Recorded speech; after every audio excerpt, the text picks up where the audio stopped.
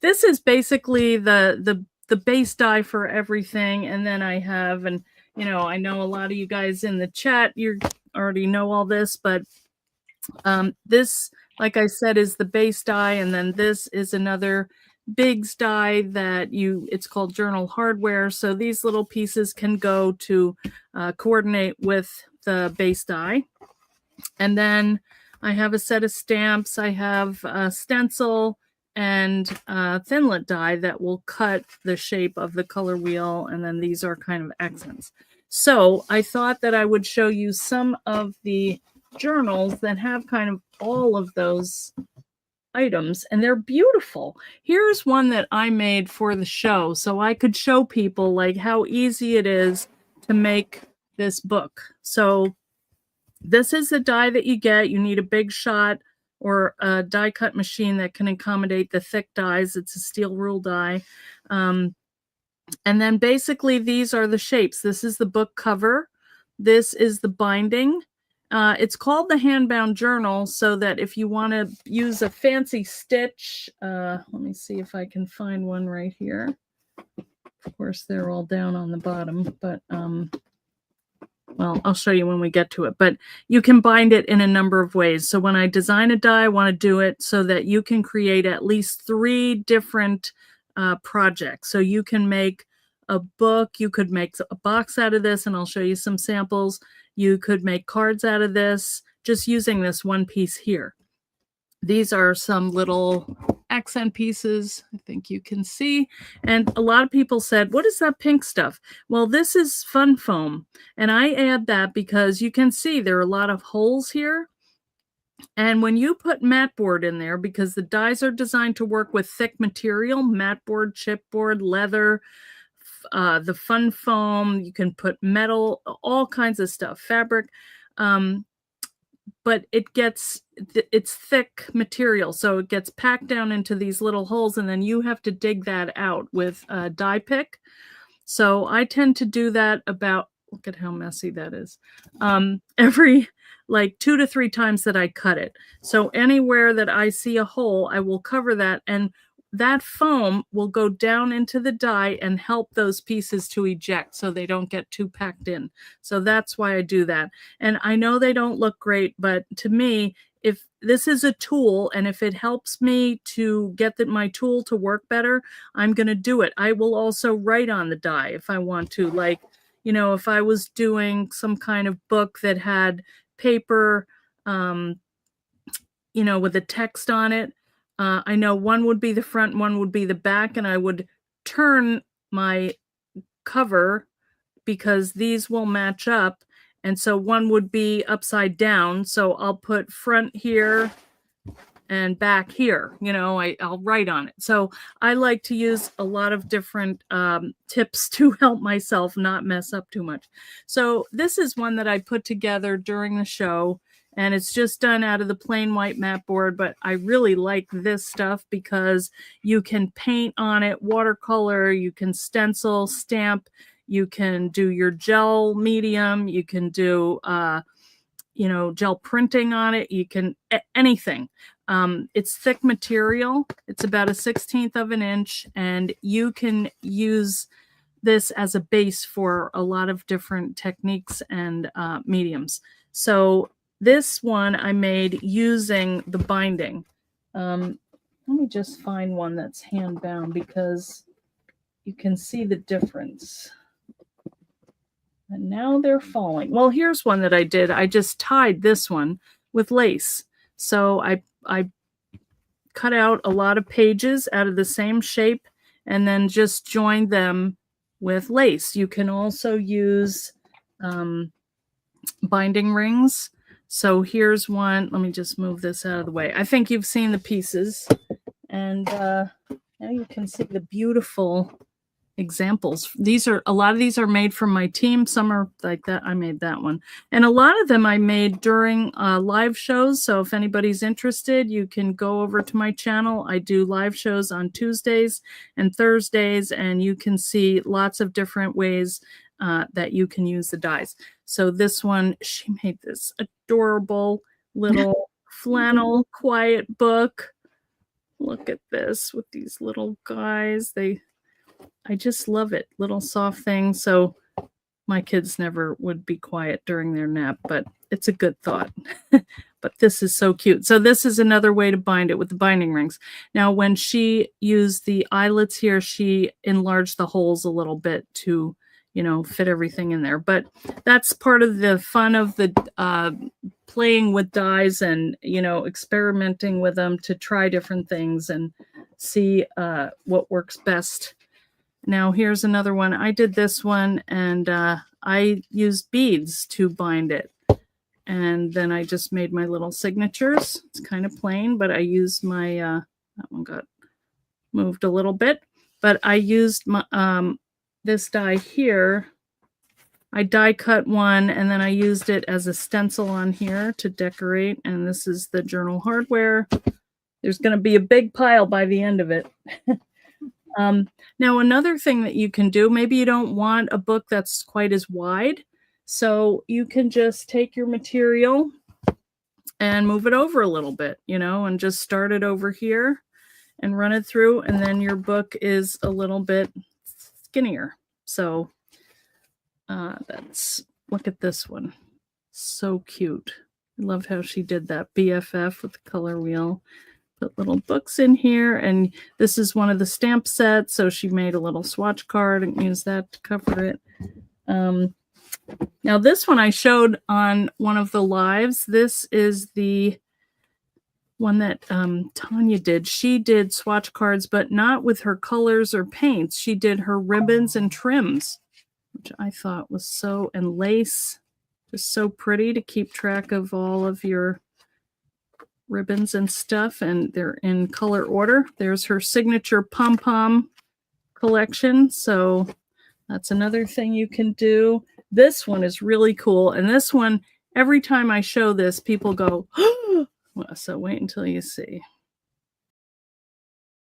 So what this is a little ephemera keeper, and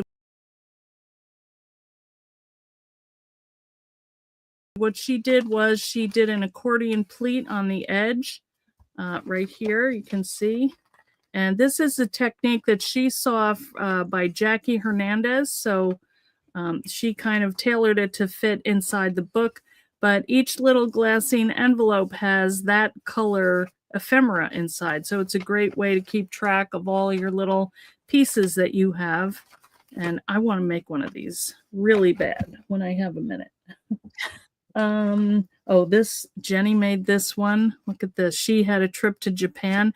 Now she did the Japanese stab binding. So this is one of the ways that you can use the die without that binding strip. And she incorporated a lot of my older things. This is like an envelope die, and this is from the this is one of my tag dies. So, you know, fun to see all the, I don't want to wreck this here. Come on. Anyway, lots of tags. This is another one of those journal hardware pieces. And, you know, it's just so fun to see people's brains and how this is a waterfall and that piece, little hearts. So that's a fun one. Now, if you didn't want to make a thicker binding like this, you could just fold over on the score line. You can see them right here, and make this skinny book. And that's what Tanya did right here. So she made like a little folio with a little notebook in here. Also used that little piece. So I made a pocket. You put little things in there. So pretty on the front. And this, if you have like a pad of paper that you really like or a collection, you know, a lot of times we don't use them because it's like, oh, I don't want to use it. But if you think of it, if you do use it and make it into a book, then you'll have it even longer, because you can't give this away because it's so pretty. So this one has also little accents and little tags and things in here. Here's one that I made. I like to use my closures. I like to make them out of leather. So here's one. This piece came on the die, and I think this was one of the lives we did.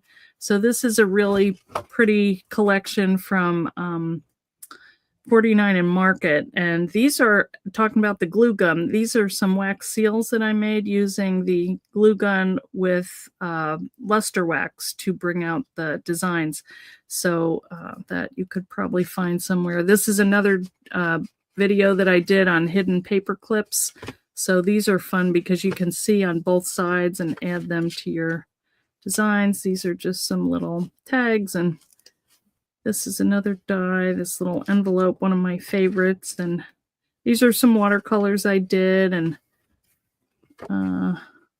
these did not get added in yet, but someday. So, you know, this is just a fun little junk journal of things that I have sitting around my studio, and, you know, fun to have them all in one spot. There's that. And this is another one we did on a live. Again, the Japanese stab stitch, but it's smaller, and I just added some brown paper in here. So it's pretty thick. Now this one is just amazing. This one is bound, and it's using the, I think I'm running out of room here. This one is bound using the Coptic stitch, where you attach each layer to the next layer or set of group of pages. This one, she used mat board and just brought in each color. So you can see on the front, red, violet, red, red, orange, orange, yellow, orange. And she did a spread of each page and brought in all of her different colored papers and ephemera. Look at that, sour cream, Buffalo, New York. That's where I went to college. And look at this, swap ideas. That's cool. So anyway, I like this method of binding because it lays flat and it's just really pretty. And she's got like old sewing, what do you call them? Accessories, or these are playing cards, postage stamps. These are cards, maybe like flashcards. And just the colors are beautiful. This is one of my favorite journals. And Lisa Hull made that. Here's one from Teresita. And this is one that we did a live with, where she made this fun shaker that goes on the front. And it's made with cardboard, corrugated cardboard, and then tied together with ribbon. And she used her, what is that thing called? You know, that gadget that binds books up. Oh, I have one. Shoot. Bind It All, or not Bind It All. I can't think of the name of it. But this is not like a nice little swatch book. So you can keep track of all your little watercolors or your paints or acrylic paints, your markers, your colored pencils. You can keep track of it all in a little book. And here is one that I made out of leather. And this one is embossed. And then I did that binding method, the Coptic, but it's not as thick. And these are all just little signatures of brown. I think this would be nice for, you know, some, maybe not that design, but you can use your embossing folders on leather, which a lot of people don't know. But I was thinking it would be a good gift for a guy because they're hard to make stuff for. They don't like a lot of pink. My guys don't. These are just some little booklets that Madeline made. And she made also a box to hold them in. So she took that, wait a minute, I'm losing space again. She used the book cover and then closed it in with the binding. She cut extra ones, and then she put her little booklets inside the box and decorated it. And says, uh-oh, this came off. All right. It was a rough time on the road. What can I say? All right, I need a little hot glue there. Also, we have a bunch of cards. So these are, oh, sorry, I just got home and I haven't cleaned up yet or organized these, but here's a really pretty one. She took some paper and made little wedges, and so added that into the card. Here's one that has, oops, that one goes over here. This is one of the sayings in the stamp set, and I just love how that all came together. This is with gel print. Here's another one using that color wheel piece. Here's the swatch card. And these are postcards done by Teresita using her gel print. What else? Here's a little one. So this is, I'm not quite sure how she made the base of this, what die it was, but this is another swatch book to keep track of what you have, so you don't buy a million of them, or even 2 or 3, which happens. Here's another box. This was by Pam Bray. And same idea. She made hers a little wider and added some of these shapes, which I think is really cool. And I used that when I was packing up to put this cute little photo book that Teresita made, just using the round circle die for a bunch of photos. And she bound that with a ring. So, I mean, these guys are so creative. I can't even say.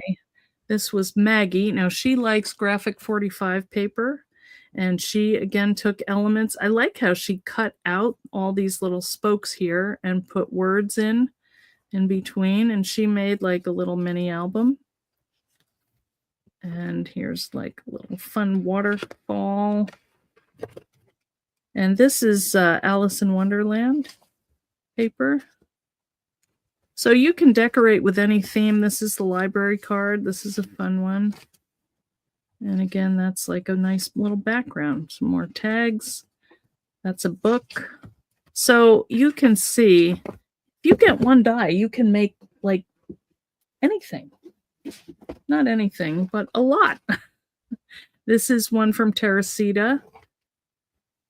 And she gel printed all of these papers, which must have taken forever. And not just one layer. I mean, lots of layers. Beautiful colors. And she used the stamps and everything in here. I feel like I could just look at these every day and be smiling at how cool and clever this team is. There's like a little faux Polaroid. And I love that idea. And these are little pieces of gel paper, I think, just like, and then she stitched them. So whatever it is you like to do, you can probably get a book and put that inside. Now here's a couple more of these. This one is made out of fabric, actually, by Lisa. And this paper is a lot thinner, so this, you know, it is a little more flexible than the one that I did. And here's another one by Sue Eldred, and she used that journal hardware and stitched it up the same way. She has kind of medium paper, so even the paper is flexible. You do whatever you like. Here's one more. This was the first one that I made, and I had never done that kind of Coptic binding, but I liked it because it was rainbow paper, and I just thought, how fun is that? And you can see, not too bad a job. It's still together. And it's just really pretty. If you look at the side, you can see that whole rainbow selection there. And I think that, oh wait, one more. Let's see. This is, I was on a show called Craft Showdown. Oh, this is, I had to copy this pattern that Pam had made a card, but I don't see it in here. Shoot. Okay, well, I'm not sure where the real one is, but that's my fake. What I liked was that you could use this little piece here as lemons. And so we one of the challenges on this show that I was on made you recreate a card. So this is another cool one. And here is one of the color wheels, and this is like a little thing that I'm going to carry in my bag, and it's got my Nuvo watercolor pencils. I mean, I just took them and printed out a bunch of the, well, I stamped them, and these are Copics watercolor. Anyway, it's just like a little swatch card that I did and a couple color wheels. So now I have a desk full of stuff. And anyway, that's what I found in my car that I could share with you right after my trip.